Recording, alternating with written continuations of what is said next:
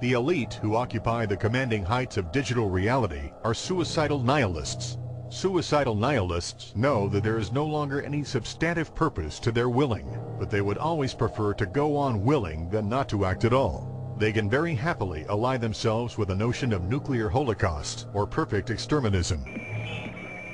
Technology has become so powerful in its capacity for destruction that free humanity cannot afford to let psychopathic technocrats with delusions of grandeur repeat the mistakes of their forebears, because it is highly probable that this time they may destroy everything, including themselves in their mad rush for godhood.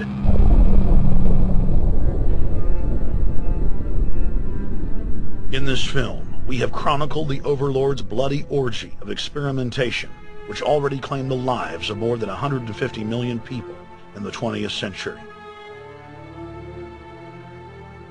And now, they are promising to deliver an invincible tyranny that will dwarf their past exploits. In the days of World War II, there were sovereign nations and armies to stand against Hitler's final solution. Once world government is in place, no one will be able to stop the New World Order's plans for global population reduction. For those immune to psychological programming, hundreds of FEMA camps have already been built throughout the United States. In their quest for population reduction, no method is off the table. These dark builders intend to release a string of man-made bioweapons plagues, each one worse than the last, while at the same time expanding the police state to enforce an orderly extermination of the population, all in the name of fighting invisible terrorists. And the Georgia Guidestones stand today as a cold testament to the elite's sacred mission. To have a two-class system where the underclass are forced to live as slaves in tiny enclosed cities, while the elite enjoy the land of the earth, evolve into superhumans with the aid of advanced implantable technologies, live eternal lives, and travel throughout the cosmos. This is the promise given to the inner members of the New World Order and the agenda of the Bilderberg Group.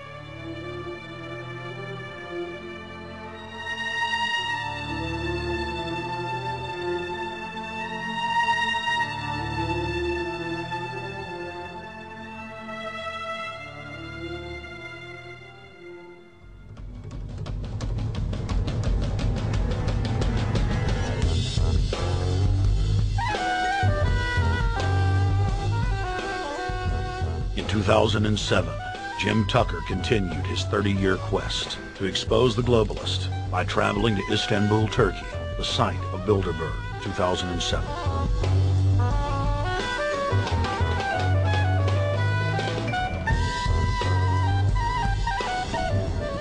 Jim Tucker, thank you for coming on, my friend. It's always fun. Jim, tell us what you saw today when you were out at the Ritz Hotel. We were at the Ritz-Carlton. It looked like a typical Bilderberg scenario. They had the armed guards all around the place. They had platoons of cops in formation waiting for the disbursement. They also had cops all the way around the building, and they had all those high-tech things where every member can hear whatever's spoken in any language instantly translated into his own language so they can keep up with it.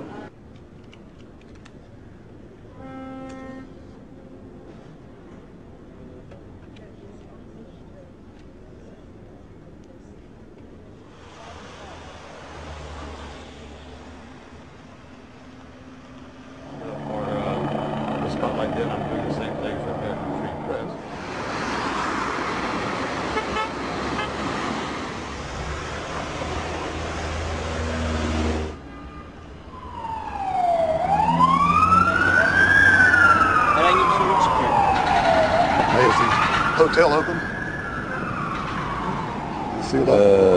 Çünkü İngilizce bilen var mı? Ben bilmediğim için.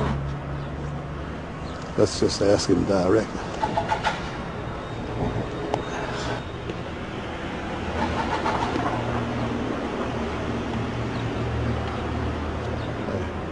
Is Bilderberg meeting here this weekend? You can look this way.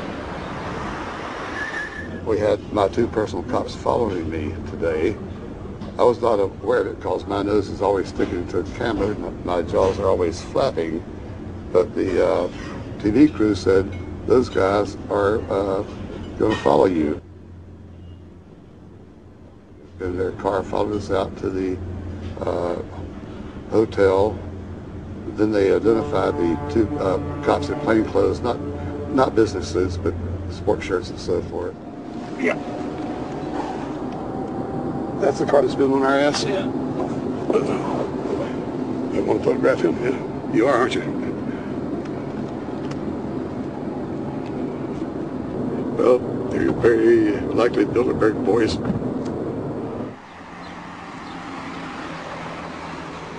John Elkin, owner of Fiat and a fellow Bilderberger, thought that they could take a stroll off the grounds without being noticed by the commoners. I was thinking about that.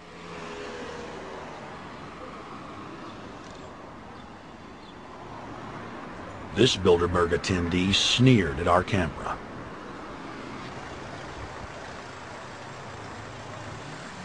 This carload of kingpins gave the media a murderous look and seemed shocked that they would dare point a camera in their direction.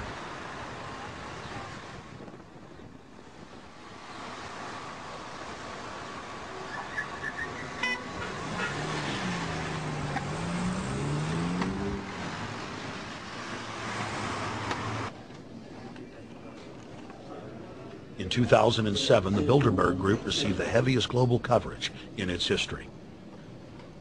Jim Tucker witnessed press conferences attended by hundreds of members of the media and a new generation of info warriors, like reporter Paul Dornanu of Romania, are tracking the elite, no matter where they hide. Expunem acest grup Bilderberg.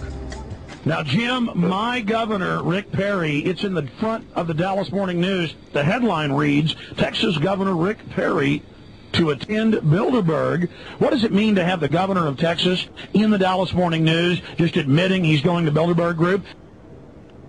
It means he's a potential president, even as the obscure governor of Arkansas, Bill Clinton, lost his virginity at the Bilderberg meeting in Baden-Baden, Germany in 1991, and he's elected president the following year.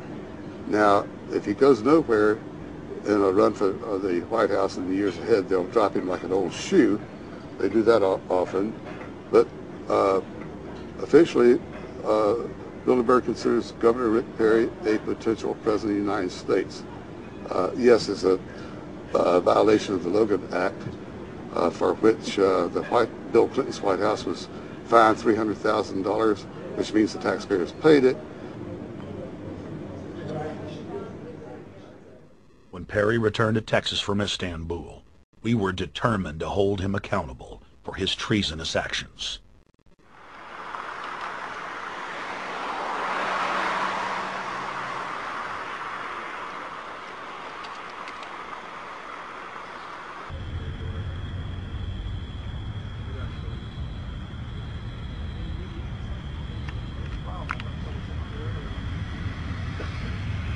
We don't want our roads, our water, our power plants, our entire infrastructure turned over to the New World Order.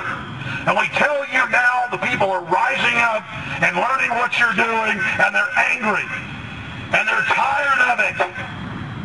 Stop enslaving us. Stop setting up tyranny. Stop going along with the New World Order plan if you've got any soul left, Rick Perry. The First Amendment still exists, Perry, and we're back here again tonight telling you we're not going to put up with it. Long live the Republic!